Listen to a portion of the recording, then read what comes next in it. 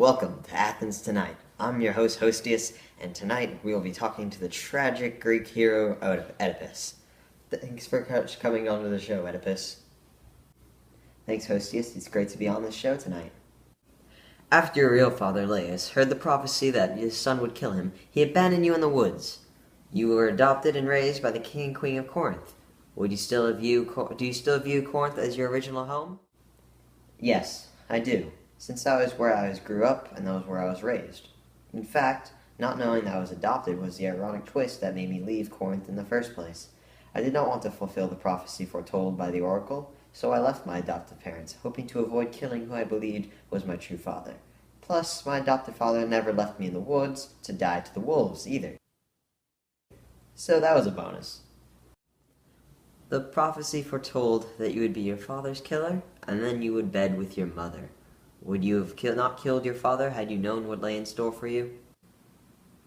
I do believe I still would have. The prophecy was set in stone and was willed by the gods. There was nothing I could do about it, and in the end, I defeated the Sphinx by answering its riddle. I became a great ruler of Thebes, and died a hero's death in battle. I believe I had a good life, although my family certainly had our fair share of tragedy. Oedipus, you were very hard on the blind seer, Tiresias, when you were searching for the killer of your real father. His answers eventually led you to great strife. Do you blame Tiresias for telling you the truth? No, I do not blame Tiresias. I went searching too far and probed the old seer into a rage. All he was trying to do was help me, by not revealing the evil, hard truth that it was I who had killed my own father. Tiresias only tells the will of the gods to man. He can't change it any more than I or my father could. After Tiresias revealed to you that you killed the king of Thebes and married your mother, she hung herself in shame. How does it make you feel to know that your mother and wife now reside in the underworld, still hanging, as observed by Odysseus when he visited the house of the dead? I do feel quite ashamed of the incident still. I truly wish that Hades had not judged her so harshly, as she was just merely a pawn in the gods' plans.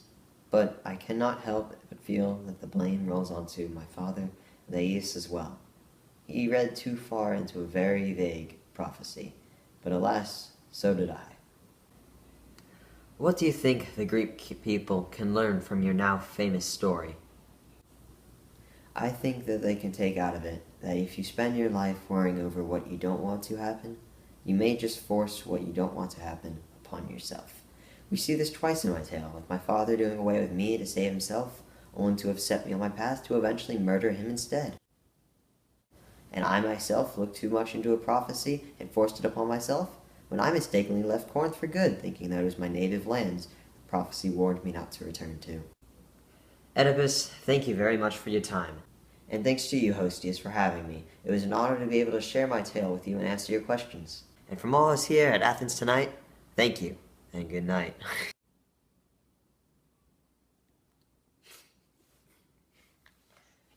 He read too far into a very vague prophecy, but alas, so did I. He went British at the end.